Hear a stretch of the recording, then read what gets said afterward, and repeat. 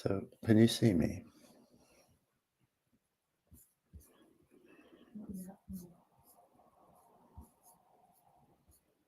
Don't speak.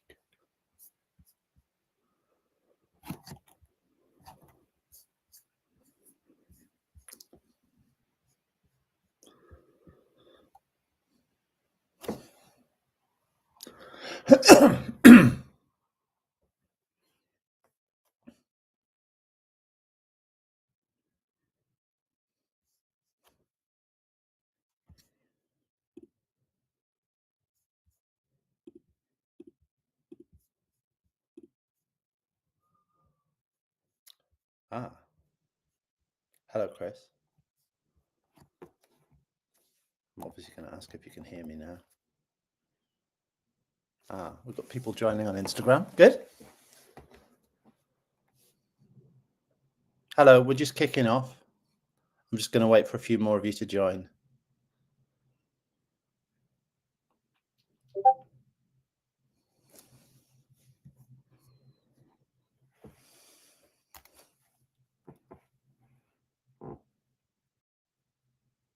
Hello from Amsterdam. Hello, Amsterdam.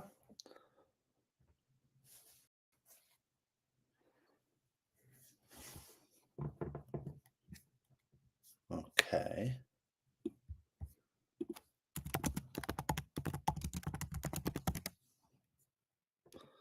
Right. So we're just going to get this logged in on both because we've got to get on TikTok and Instagram. So just give me a moment. We'll be talking about no contact, breakups,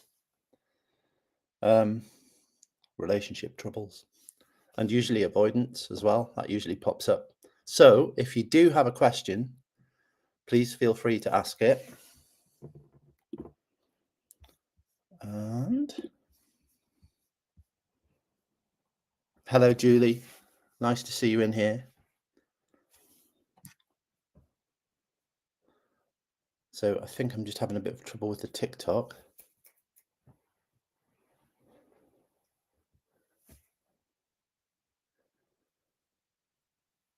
Right, okay.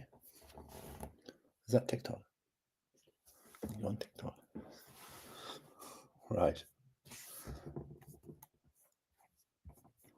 Sorry, everyone. We're just logging in. We're early, though, aren't we? Oh, yeah. We're 2 minutes early. So you're all early, so you can wait.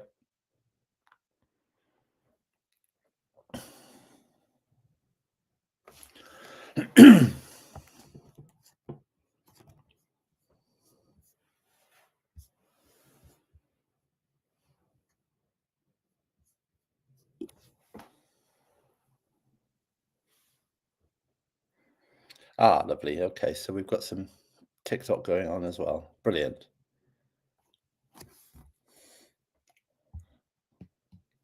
Okay. Right. So TikTok's a little bit behind, which is quite interesting, but that's fine. I think we're both in now. Okay, so hang on. We've got our first question coming from Instagram, so I'm just going to go straight into it. I'm Harry. I deal with breakups, especially no contact, and I have a very specific, disciplined, strict no contact methodology and a pack coming out to support that. But I also help people with difficult breakups and especially people who are breaking up with people who are more of the avoidant attachment persuasion. So if you have any questions around that, please feel free to ask them. And I think we should start with some no contact questions. So if you have any, if you're in no contact, if you're struggling, and if you need any support, or if you have any questions you'd like more clarity with, just shout or speak or type. Good evening from Sweden on TikTok. Lovely. Okay, right. We have a few of you in now, so I'm just going to get this back to scrolling for me. Right, brilliant. Hello, Katie. Hello, Marky. Hello, Della. Hello, everybody. We're just about to start. You are fab. Have really. Oh, I love reading out the ones that are nice to me. It's sweet. Okay. Brilliant. Okay. We're working. Fabulous. Okay.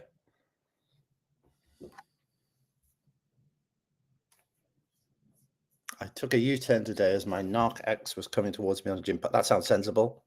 Don't run them over. Take a U-turn. That sounds sensible. Okay, so we're talking about no contact. We're talking about avoidance. We're talking about breakups and anything around those subjects, anything you like. I'm a little tired, but I'm going to get to it. So do ask. And if you feel that I'm not seeing your question, please ask again, and I'll get to you. So I'm just going to put this over here.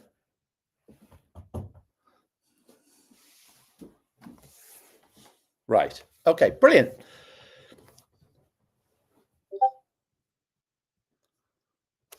Hello, welcome, Benny. Hello from Spain. Oh, that's lovely. Okay, so we've got Naughty81. I've been in no contact for 7 weeks. He broke it today. What can I do? Well, it's up to you. What do you want? What do you want out of it? But ideally, stay. My advice is always to just hold fast. No contact is for you. It's not a trick. And it's not to try and make someone miss you or to try and get someone back. It's to hold strong, make some space, and heal.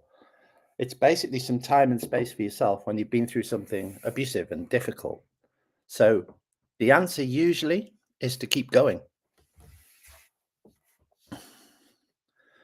David, aka Disco. Oh, I love Disco. Chewing your knuckles, not trying to reach out. That's good. Chew them. Don't reach out. Keep going. It won't get you anything. The interesting thing is that, you may be so desperate to reach out, but you have to go through in your head, and this is quite a useful thing to do. Go through it in your head, what response you would really get. What would you actually get? And what you'd get is something negative, right? It wouldn't be, oh, thank goodness you're in touch. It's lovely to hear from you. So, yeah. Okay, Laura. Oh, no, it's a reply. I'm in no contact and have very less hope, but I can't really wrap my head around what made her ghost me. She could have ended it straight up. You're not in no contact. If someone's ghosted you, you're not in no contact. You need to consider that relationship isn't happening, that it's not a break, and you need to step back and look after yourself and take care of yourself. Hello, Nicola in Paris. Lovely to see you. Lisa, how do I stop thinking about my ex? I need to regulate my nervous system. Yeah. So the two things come together, my happy hairstylist. The two things come together. The first thing is you can't. So you stop trying not to think about them. That's the first thing. And the second thing is people will tell you to focus on yourself and to love yourself and all that stuff. But in no contact, there's nothing easy about doing that stuff. So what you have to do is you have to audit yourself, because you can do that whilst you're in the pain, whilst you're in this kind of heightened emotional state. So to audit yourself, what do you do? Well, you step back, you look at your own role in the relationship, how perhaps you could have approached it differently, and also what you want out of it. And I don't know how long you've been apart from your ex, perhaps you'd like to say, but to regulate your nervous system, it's very important, whether you're in a relationship or not, whether it's the beginning of a relationship, whether it's the end. And people only think about this during breakups, but actually it's important to regulate your nervous system anyway. Throughout your life, you should feel regulated. And that means that you have to give yourself crutches and tools to feel regulated. And one of the best things I could recommend to you is to start having a little bit of uncomfortable alone time. So start with 3 or 4 minutes, put your phone on the back seat of the car and sit in the front seat and try and just spend that time alone, even if it really feels uncomfortable and it's really difficult. And then gradually build the time up by a minute every couple of days. and just see how far along you can get. See how many minutes you can do. And what you're teaching your brain there is that it doesn't need this constant dopamine fix, this little spikes that just pull you back. And hello to everybody who's just joining. We're talking about no contact, we're talking about avoidance, and we're talking about breakups. I'm Harry. 7 weeks, no contact. He's been in touch, wanting to be friends. Okay. So, Notty, it's completely up to you. My response to that is it depends what sort of relationship you had and what kind of attachment style you and he have. Usually, if someone reaches out and wants to be friends after a relationship, and especially during no contact, it's usually an element of them wanting to retain some sort of connection and some sort of control over you. So the short question is, what do you get? What needs are met for you if you remain friends with this person? How does that help your life? How does that help you move forward? Could you witness that person getting into a new relationship? Could they witness you doing that? Or is there some element where they just want a bit more control over you, just want to hang on, hold another strand? Usually, clean breaks are the best. So I'd recommend you move on from it. Joyce on TikTok, how do you do it when you've got a child together? Not a friend together. How do you do it when you've got a child together? Well, there's a video on my page about this. Essentially, you become transactional. You only have conversations and meetings and discussions about bringing up your child and matters relating to your child and parenting. You can use some of the parenting apps. Some of them are really good so that you don't actually have to deal with the person directly. And you just step back emotionally. You keep your private life private. It's not their business, and their life, by the way, is not your business either at this point. And you go through this no contact period for yourself, creating this space. The space is not easy. And I think a lot of people think that when they go into no contact, that it's going to be just this slightly uncomfortable space. Hello, Adam the gardener. But it's not. It's going to be really difficult. And you are allowed to feel uncomfortable. You're allowed to miss somebody and choose not to be with them. And that's such an important skill and such an important part of regulating your emotions and your nervous system. So be prepared to miss the person. Be prepared for your nervous system to desperately pull you back towards them. But you need to be strong for yourself. It's your future self that you're taking care of, right? Annie, no contact, real no contact is brutal. Harry, you taught me that, but I did it. Well then, Annie, I'm proud of you. You win tonight. I mean, there's a long way to go, but you're ahead. Well done. Proud of you. Keep going.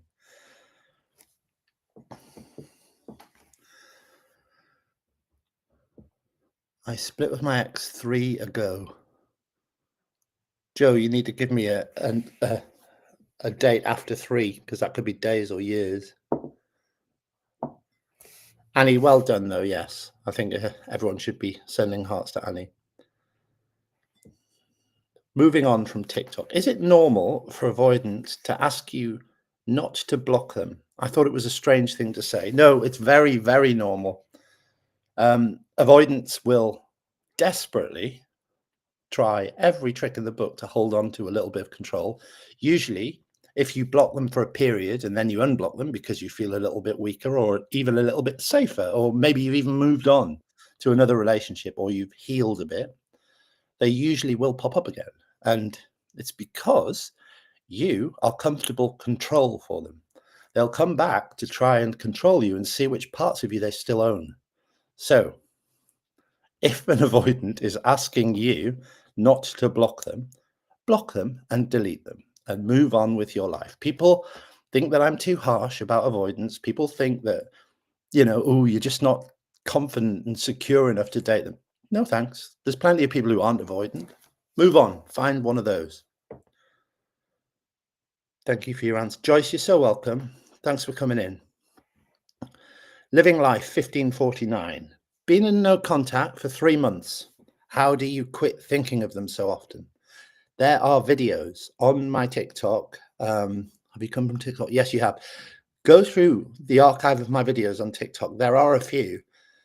The key isn't to try and stop thinking about them.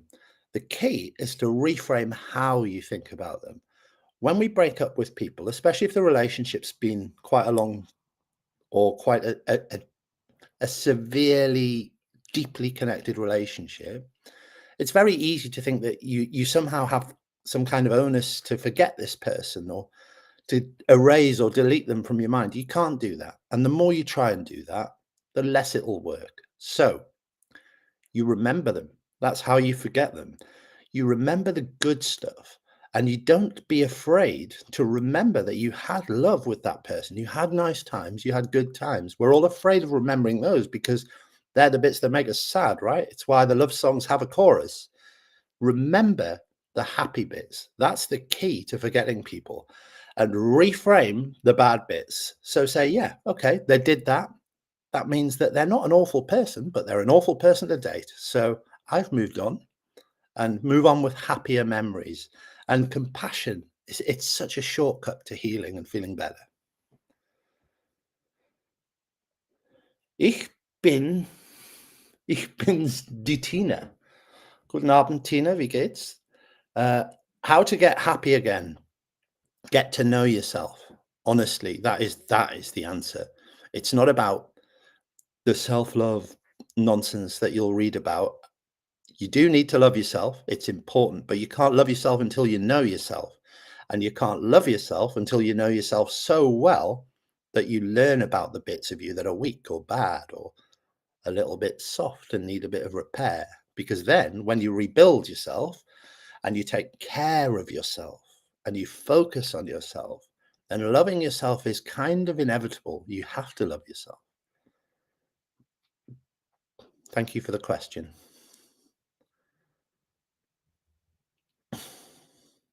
Melanie, I feel like I've got brain damage, 8 years.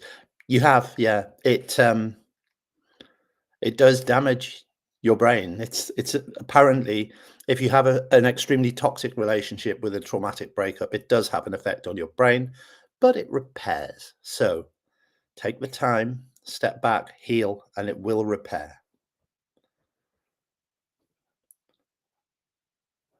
I've gotten a new apartment and it's going to be my neighbor, my avoidant. Ah, okay. You're going to be a neighbor to your avoidant. How should I react? Close the door. Avoid them is the short answer. But I mean, it's completely up to you and your personality type, really. It's not about physically seeing the people, as long as they're not triggering you too much emotionally, in which case you need to take steps to physically avoid them. But it's about emotionally moving on. It's about, moving on with your own life. The best revenge is fixing yourself. And taking accountability is a really useful trick, by the way. When I broke up with my avoidant person, I really came out of it so angry and I blamed them for everything. I was like, well, they did this and they did that, and that's why it ended, and that's why I couldn't bear it anymore. And that was all true. But also, I attached really quickly. I expected a lot. And blaming myself definitely helped me because I had to take accountability for who I was and what I'd done. And also, what it does is it arms you for the future. You don't get into those relationships again. 3 months no contact from Robbie. Been very painful, but but is at last fading. Yes, Robbie, that's how it goes. You think this isn't too bad for a couple of weeks, then it gets hard. But by the end of 30 days, you are on the way. You are on the road, especially if you take active steps to heal. Don't just wait. Time being a healer is the biggest load of bull out there. It's not. You have to fix stuff. You have to take active steps. There's loads of stuff on my profile about this. There's loads of stuff in the pack that's coming out about this. But you must take care of yourself actively. You must do the work. Hello to all the new joiners. It's lovely to see you all. I'm really sorry I'm not introducing this very well, but I'm Harry. We're talking about breakups, avoidance, and particularly tonight, we're talking about no contact. So if you're in no contact, if you have any questions about it, if you don't believe in it, or if you do, just speak up and I'll try and answer what I can. Accountability is a brilliant word. It's the best word because it fixes you. I kept getting stuck on, is it avoidant or narcissistic? But they admitted to breadcrumbing me. And that's moving on 508. Well, yeah, there's an awful lot of stuff, right, on social media and everywhere that labels people. And so it's very easy to say, oh, this person's a narcissist and this person's an avoidant.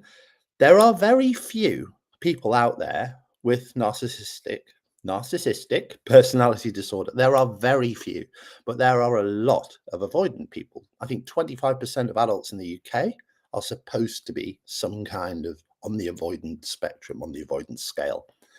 A lot of avoidant people, the scale with them, they then have narcissistic traits. And that's the bit that confuses people, because you can date someone who is an anxious avoidant, which is an awful thing to be, by the way.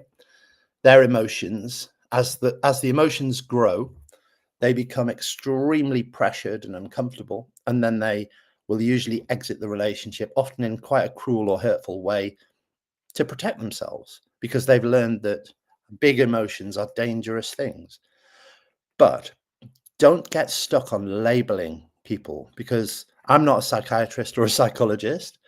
I'm not sure that you are, and it doesn't really help you.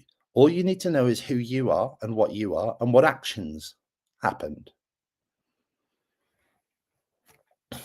Red Dog Avenger. Can never get out of my head whether I should have done more. Is this normal? Yes, it is. It's completely normal. And it's also kind of the trick that pulls you back. And you've got to be really careful with this. Guilt is the biggest reason that people break no contact. And by the way, it's guilt on the side of the person usually who is the least toxic, because that person obviously has a normal emotional response. So you think, oh, maybe I was too harsh. Maybe I was too difficult for them. Maybe I was, made the decision too quickly. You have to trust yourself, and you have to get to know yourself enough that you can trust yourself. In the past, I made rash decisions. And when I was less emotionally educated and less emotionally aware, of course, I had less faith in those decisions. But if you take the time to educate yourself about your own attachment style, your own emotional type, your own emotional behaviors, and your own core wounds from your childhood, then once you know those things, you'll have a lot more faith in the decisions that you make, and your decisions will be a lot more considered.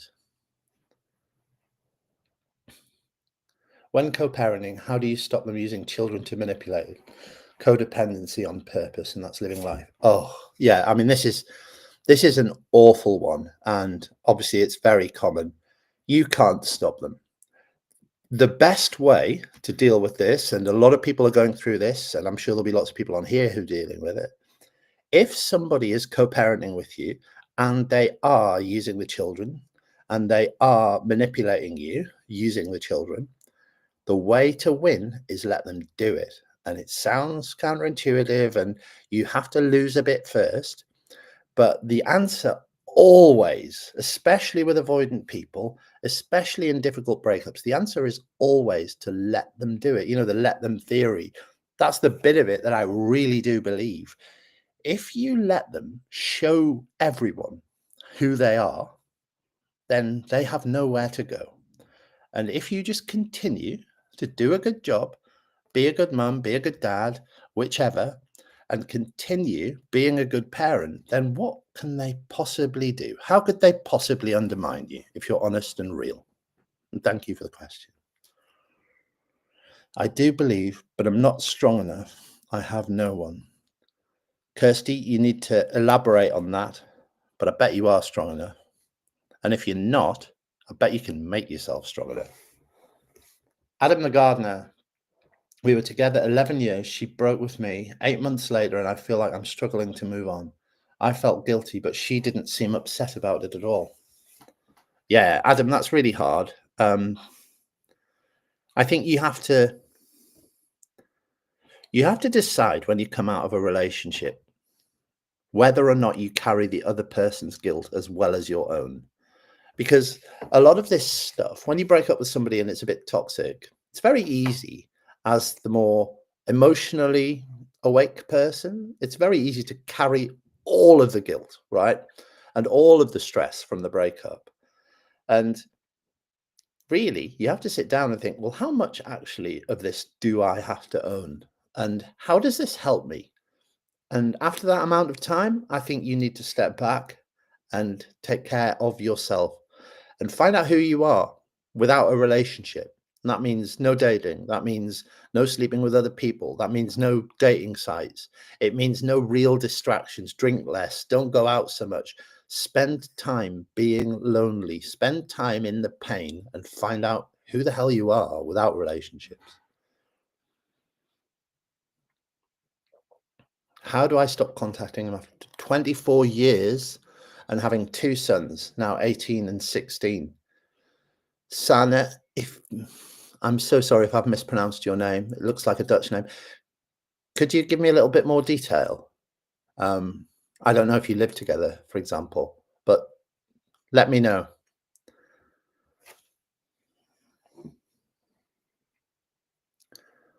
Oh, there we go. Amanda, I totally agree with this. My sister told me to just keep being me. The children see the truth. That is so true. Children are very astute. They're very emotionally aware. They're very intuitive. So, yeah, just continue being yourself, being honest, being open, and being kind. Like, kill them with kindness. Just be super kind and as grown up and adult and as calm and as level as you can be.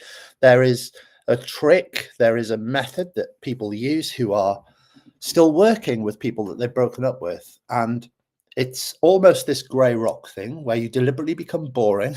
You deliberately don't have much to say about your private life and you keep things very transactional and it works. You just step back, you ask them about work, that's all.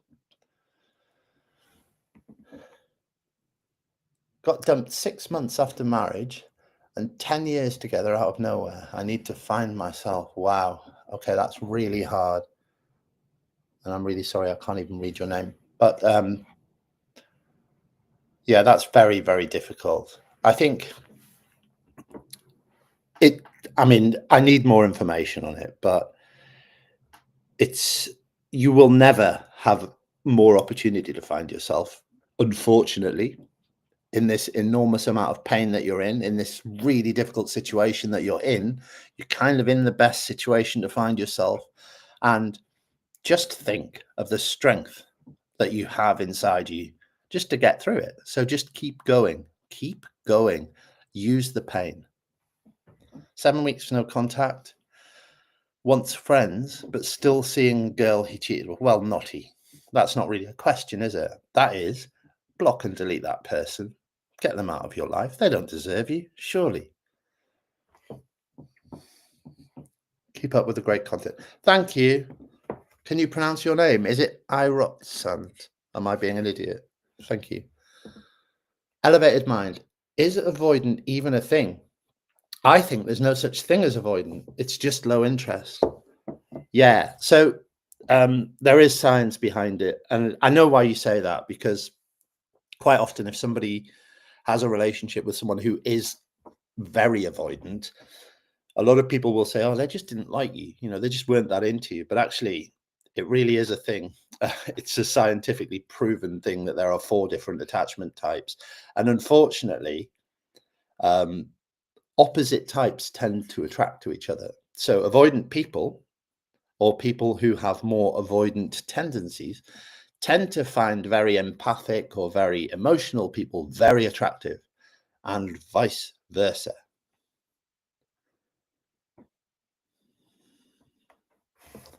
My comments have just stopped moving, so I'm just going to okay, Sana, more information. Not living together. He left in December. You're talking about no contact. This is hard when we're in the middle of our divorce and having 2 children.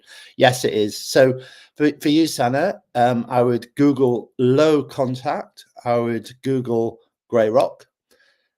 You need, obviously, to be in contact for all of these logistical things that you're going through, which sound very difficult, and I'm very sorry for you. But it's doable. What you have to do is you only only discuss the things that you absolutely have to discuss. And you don't give away any information about your private life now. You take the attitude that his life is none of your business and your life is none of their business. We work at the same company. Big mistake, I know. Saw Friday, moved on with new girl at work. How to handle seeing them together and dealing with that pain. So, here's how you deal with that. If somebody has broken up with you and moved on quickly, there's one very solid fact, right? That person, first of all, is not your person. That's the first thing, because they've done that and your person doesn't do that. The second thing is that that person is either floating through from relationship to relationship and using you as some sort of stepping stone, and is disregarding your emotional pain. That's not somebody of any value to you emotionally. The way that you have to deal with the pain is to go through it, but you have to go through it whilst educating yourself about why they're behaving the way they're behaving. And it's never deeper than distraction and projection. His distraction is moving on to the new person so that he can be constantly distracted and constantly filled with his dopamine or his sexual attraction, whatever it is. And his projection is knowing that you can see it, right? So the same applies. Transactional relationship from now on. You can't pretend that it doesn't bother you, but you can let it bother you more in private. So transactional, and if you need to cry, you scurry off to the loo and you cry and you pull yourself together and you get on with your day. And I know that's not a deep enough response, but that person is not a high quality person emotionally for you. I'm in no contact for 2 weeks, blocked him. He keeps calling no caller ID. It feels impossible. Thank you to everybody who's joining. We're talking about no contact, we're talking about breakups, and we're talking about avoidance. And I'm sorry I'm not introducing it more. I'm a bit new to this, but we're getting there. So 2 weeks no contact, blocked him, and he keeps calling from no caller ID. It feels impossible. Yeah, it does, doesn't it? I've had that. I've had calls from different numbers. I've had every single contact method you can have turning up in shops near where I live. Letters through the door. I've had all sorts. So you have to just stoically, and look up stoicism. It's very interesting. You have to stoically say to yourself, I know who I am. I have faith in the decision that I made. I am confident that I made the right decision and I am continuing. So that's what you do. You continue when the calls come and you answer these. If you're answering numbers that you don't know, that might be a bit of a mistake. You might want to screen those a bit more because you've got an answer machine, right? You've got voicemail. But if you do happen to answer it and he's on the other end of it, just hang up, then block the number, and go on with your day. Hello from Sweden. I left my husband this Monday. He's been abusing me for years. I feel awful.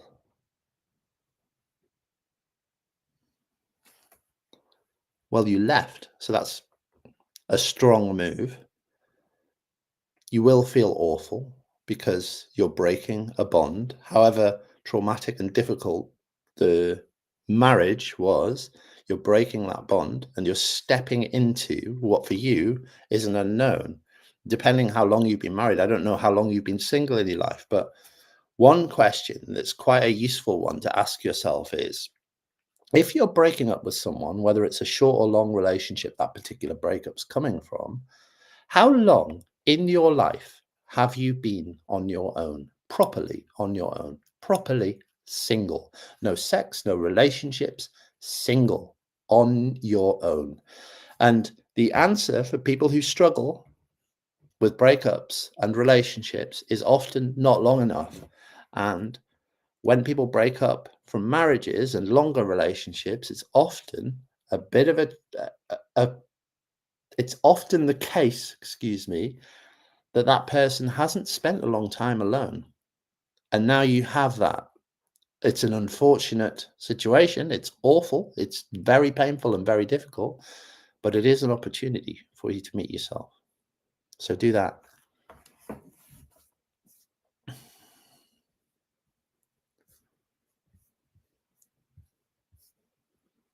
Hello to new people. Thank you very much for joining. We're talking about no contact, breakups, avoidant attachment, anxious attachment, and ignore my awful Starbucks mug. The hardest part for me was the blatant lies about betrayal and how he became a stranger overnight. Lack of closure was so hard. Now I'm learning to find myself again after 27 years. Yeah, closure is an interesting one. So closure, you can't get closure from other people. So if you'd broken up and that person had sat down with you and explained why they'd broken up with you, the feeling that you're having that you have no closure wouldn't be very much different. And it's so difficult when you break up with someone or someone leaves you or cheats on you or betrays you and you feel like you want closure. What you actually want is connection. So you have to close it yourself. And one way of getting closure, actually, because I notice there's other comments coming in about closure. One way of getting closure that is super effective is to give it to yourself. It's called parenting your own emotional closure. And one way to do that is that you imagine that you've texted or written to that person and they have sent you a reply that is the perfect reply. It explains everything. It explains all their behavior. It explains why the relationship ended. It explains why they cheated or betrayed you. Write that answer for yourself from their perspective, from their point of view. Give it to yourself and read it and keep it with you. And every time you feel that you want closure, that is the most accurate and close you'll get to closure, because that person, even if you sat in a room with them and asked them to describe it, would not do it as well as you could. So closure for yourself, parent your own emotions. It's very useful.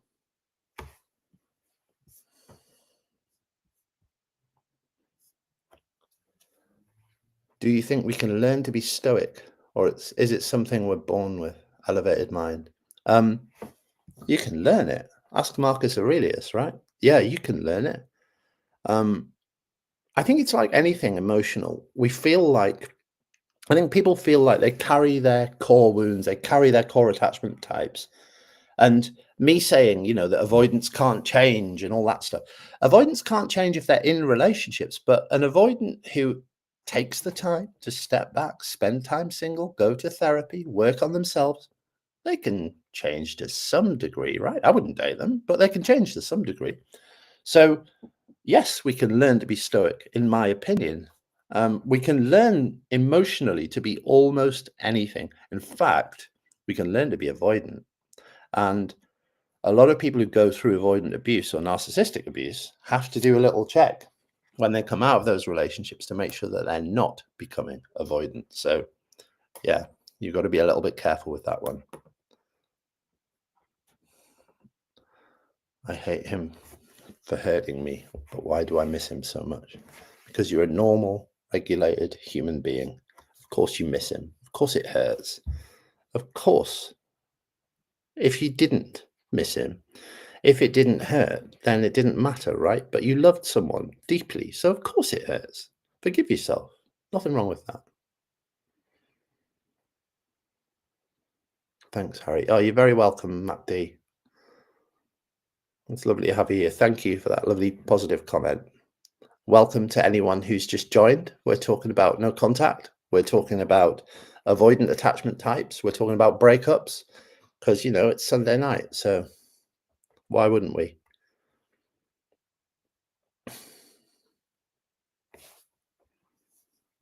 Is it typical for avoidance? Hi, Harry. Thanks for all the fabulous advice. Is it typical for avoidance to be cold and give silent treatment, or is that more of a narcissistic trait? It's very typical of avoidance to be cold because In those moments of coldness, you've got to remember that their emotions, as they get closer and closer to you, as the relationship feels to you like it's getting better and better, and emotions are getting bigger and bigger, the avoidant reaches their trigger point, at which point their brain says, oh, no, no, this is too much. I have to exit this. I've got to get out of this relationship.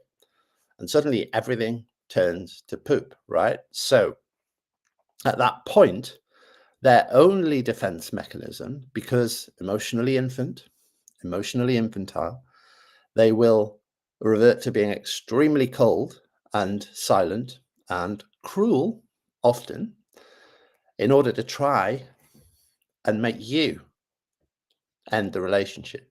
It's like a reverse discard, right?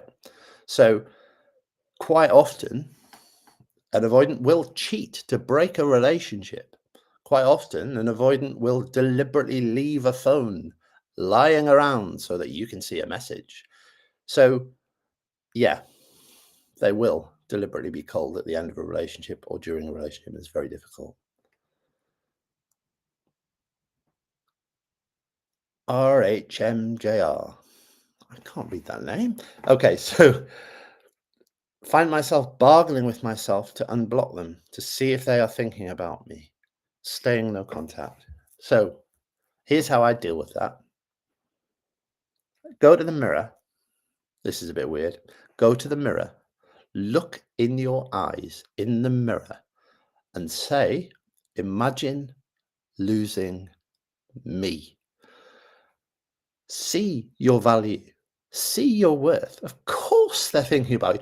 People don't just stop thinking of you. Of course, they're thinking of you. And the problem that you have is that if you're thinking of reaching out to find out if they think about you, what you're doing there is making them think about you worse, making them think more negatively about you, reducing your value. Hold fast, hold strong, stay no contact. Scurry off to the loo. Yeah, it's good advice, that. Scurry off to the loo.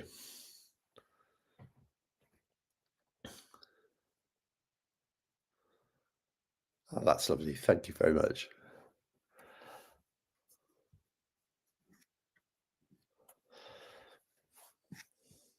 Ah, okay. We've got some TikTok message problems coming through, but don't worry. I'll get to you. I'm going to stay on a little bit longer. Sorry, TikTok. We're dealing with Instagram now. Oh, that makes me cry. Imagine losing me. Hey, listen. This self-love stuff that people will try to preach to you, it does work. It is real. But first, while you're in pain, while you're in a breakup, the first thing to do is audit yourself. Get to know yourself. Find out who you are. Without relationships, we are very, very different people. And you'll never find out more than yourself than when you're heartbroken and when you've broken up with someone. So spend the time auditing yourself first. Ah, thank you, David. That's great. He's in TikTok and it's seamless. Okay, that's brilliant. Glad to hear it. I think some messages aren't coming through and some are, weirdly. My ex abandoned me and now I'm pregnant. I just can't stop crying. That is so hard. Do you have support around you? Do you have friends and family who are looking after you? And obviously, what I'm going to say is harsh but true. That person, if they have abandoned you when you are pregnant, has shown you exactly who they are in the worst possible way. And you have to take care of yourself. So do that. How do they move on so quickly and do all the things with a new partner that they couldn't do with you? They don't. It looks like they do. And if they do, it's distraction and projection. So you cannot spend your time watching and being concerned about what they're doing with a new partner. Be concerned about how they were with you. Be concerned about who they really are and get on with your own life. That's the way to do it. Let them live theirs. If they're going to continue their cycle, I say it a lot, leave them in their mess.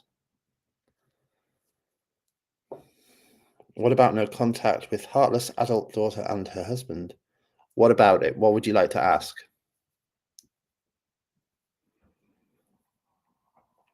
How come one day I feel okay and the next on the floor and can only think about the good times? Because you're human. because that's a normal response to a traumatic breakup. And if you're on the floor, on the days that you're on the floor, you're healing the most, weirdly. On the days that you feel level and calm, you're kind of building up more emotion. And then at the point where you're sitting on the floor and crying, or you can't sleep, or you're ruminating and constantly thinking about that person, you are processing those big emotions, and that's useful. So don't be afraid of the pain, and don't be afraid of sitting on the floor and crying, and don't be afraid of the snot and the tears, and make sure you've got friends around you. Don't be embarrassed or ashamed to be heartbroken. It's useful. How do you do no contact when you still have to live in the same house until I'm financially secure enough to be able to move?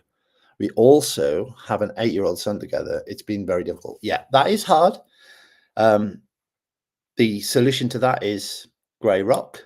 Google it. It is about stepping back, becoming transactional, sitting down and having a conversation with the person and saying, look, we need to live our lives, but obviously we need to protect ourselves as well. So from here on in, we talk only about our daughter. We talk only about our work or whatever it is. And you don't have any deep conversations, deep emotional conversations. You don't reveal anything about your private life.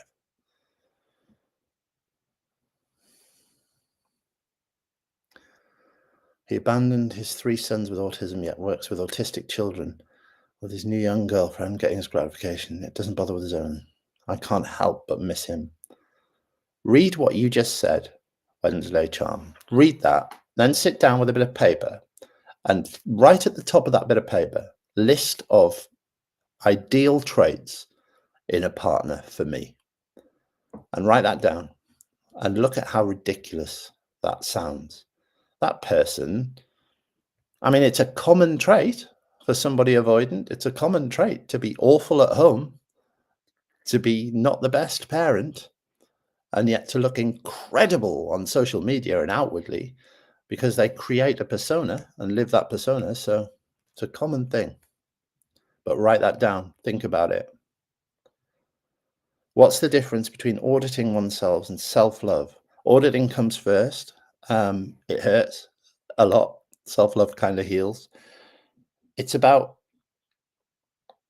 understanding why you make the decisions that you make and why you get into the relationships you get into. And a lot of the time it's understanding why you find it so difficult to be alone. Because once you work that out, once you find out that stuff about yourself, it really does empower. It's a superpower. It's so useful. Audit yourself first. That's the difference. Once you know yourself, then you can decide, right, which bits you need to improve until you do love yourself properly. And once you do, relationships, attracting people, connections, all of it is never a problem. You become magnetic, you radiate the love and security that you actually have. It's useful. What do you audit against? Well, it's a good question. You must be an accountant, are you? You're looking at areas that get you into trouble in life and in relationships. So for me, I can tell you actually one useful thing that I did. I worked out why I kept choosing people who were very appealing aesthetically and extremely either narcissistic or avoidant in terms of emotions. And the reason that I did that was because I had childhood abandonment wounds, and the biggest symptom of a difficult childhood is finding difficult people and trying to make them kind to us. And that's why I was doing that. Once I learned that, my whole life changed. My approach to people changed. So yeah.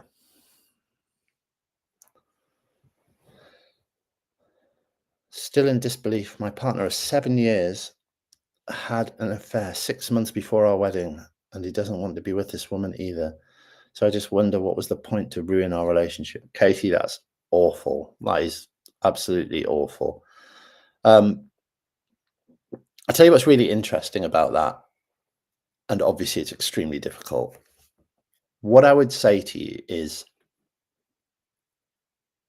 not to be glib, but the person who did this to you very, very likely wasn't thinking deeply at the time that they did it. That person is probably a bit of a dopamine addict. That person, I could probably give you quite a few traits about that person and be pretty much spot on. People who do that, people who behave that way, they don't set out to make this grand, awful gesture that this person made in your situation, Katie. But what he's done there is he's given you the biggest signal that you were about to make a much bigger decision. So he's shown you who he is, believe him, never go back, move on. There are much better people out there for you. Mine still has a joint photo as his Facebook profile. Only reason I know is we have a mutual friend, as I have him blocked. Yeah, I mean, to be honest, Sandra, I mean, I'm old, right? But people read an awful lot into stuff, and maybe he's not a big Facebook user. Maybe he is. Maybe it doesn't mean anything. Maybe it does. It's a bit harmful for you that you can see that at all, whether it's through a mutual friend or not. So yeah, you could. I'm not sure how that works actually, but yeah, perhaps you could block the mutual friend temporarily until you've recovered a bit more.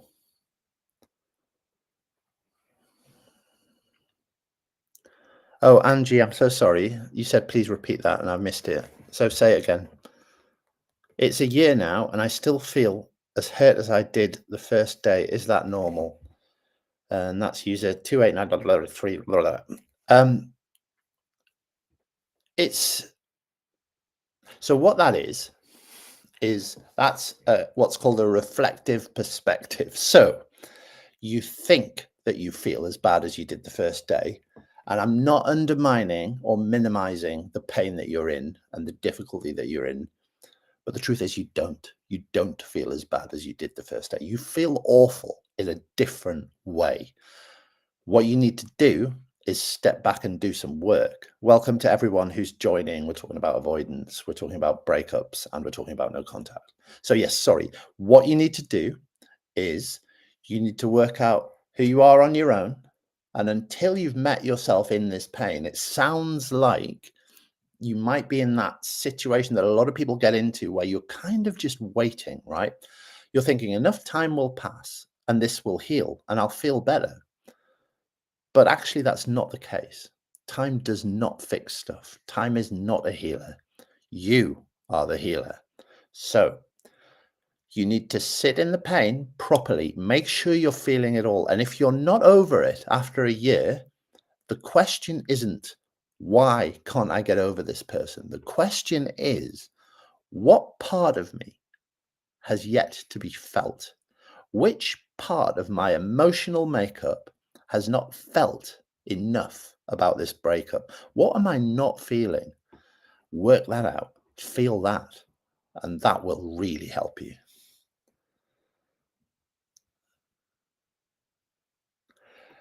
Angie, hello, Canada. The childhood wound thing, we seek out a certain person because we're trying to heal that wound. Yeah. But what's interesting is you seek out the person not because you're trying to heal that wound, but, excuse me, but because you're trying to reopen that wound. That's the really difficult bit. So if you were abandoned in childhood, you will seek out relationships that will make you feel abandoned. That's just the way that our attachment types work. So you need to be very aware that the people you're seeking out, even if you're quite emotionally healthy, it's unlikely that you're seeking out anyone to fix your childhood wounds or your core wounds. You're most likely seeking people to reopen them for you. Hello, Fiona. Don't apologize for being late. Been feeding the swans, no doubt. Hello, everybody who's just joined. We're still talking about no contact, breakups, narcissists, avoidance, childhood wounds, swans, everything. So welcome.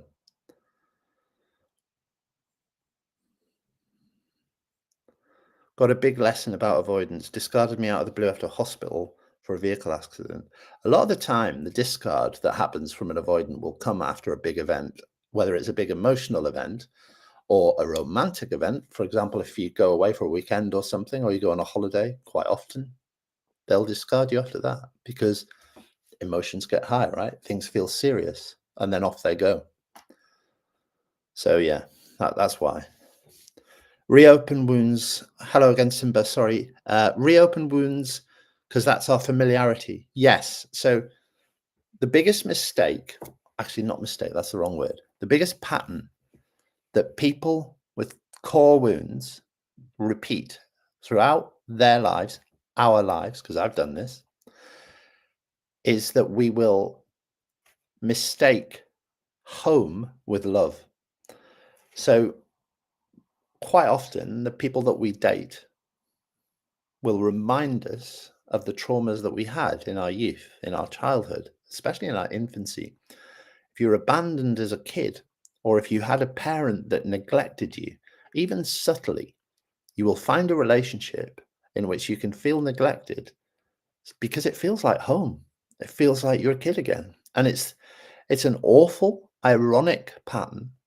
But until you work out why you're doing it, until you work out what those wounds actually were and deal with them, and that's why when you go to therapy, that's why therapists talk about your childhood. It's not because they're interested in what's made you the way that you are. They're interested in what's made you behave the way that you're behaving.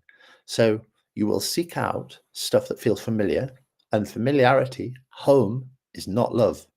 And it's a big mistake. Roger Stiles events. I'm no contact. 3 months passed, and then we had a coffee, which made me feel awful. Then she said she loves me, but can't love me that way I want. It's now been 8 weeks ago of silence. Feels so sad. Roger, with all the love in the world, block that person and delete them forever. Get to the point in your head where you are accepting that that is over. That person met you for that coffee, and that is a breadcrumb. They got you back on the hook and they hurt you again. And that is awful. And I don't want to see that happen to you. And I don't want to see it happen to you in a cycle because a lot of people will do that for decades. You need to block and delete that person, get them out of your life, get on with your own healing and your own care. Take care of yourself, respect yourself enough to say no more.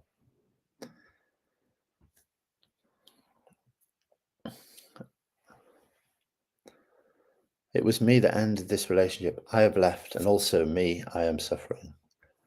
Thank you, Natalia Denale. Yeah, I mean, yeah, quite often we hurt like hell, right? After we've ended a relationship. And it's not because you regret it. It's not because you feel guilty, even. It's because it hurts, because it was a deep connection. I don't know how people expect to feel, or how people expect other people to feel. If you've ever been dumped horrifically, you need to understand that if the person, even if the person cheated on you, if they dumped you in the cruelest, worst way, there are moments in the dark before they go to sleep where they think about that and it hurts them. There is an emotional cost for the behaviors that we go through in our lives. You cannot suppress it forever. And we're coming close to the end, and I don't want to forget the big hug this week, so we'll carry on. How do I deal with my sister being married to my soon-to-be ex-husband's brother? It's complex. Oh, wow, that is complex. In-laws still want the relationship with me, but I'm finding it painful.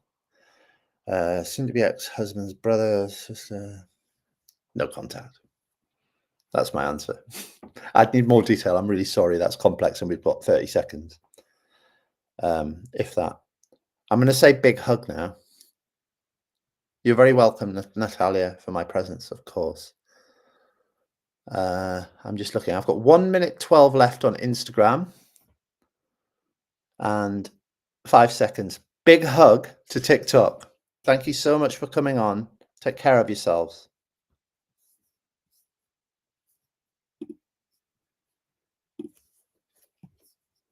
And big hug to Instagram. Thank you so much for coming on.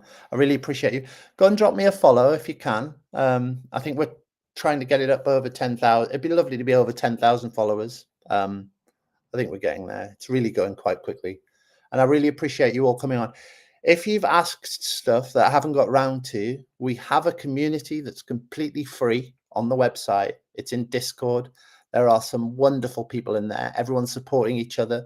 Your questions will probably been asked in there before, and there are loads of people in there. So go and sign up. Free community, and we're building it. And as we launch the pack, there's going to be thousands of people coming into it. So please come and join it. Thank you so much for your time, everybody. I wish you all the best. Love yourselves. Big hug.